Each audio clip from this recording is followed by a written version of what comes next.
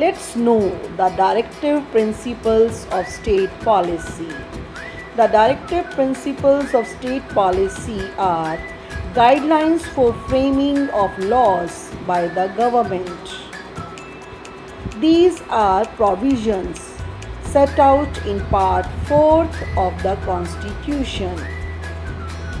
It aims to create social economic conditions under which the citizens can lead a good life.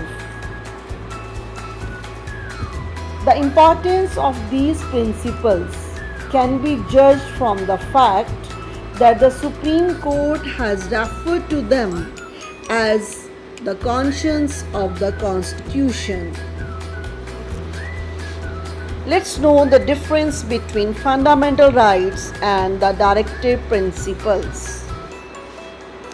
Fundamental rights have legal sanctions, while directive principles of state policy have moral and political sanctions.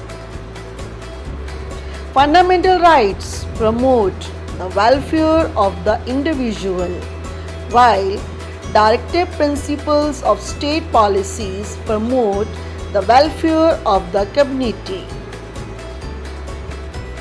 Fundamental rights don't require any legislation for their implementation,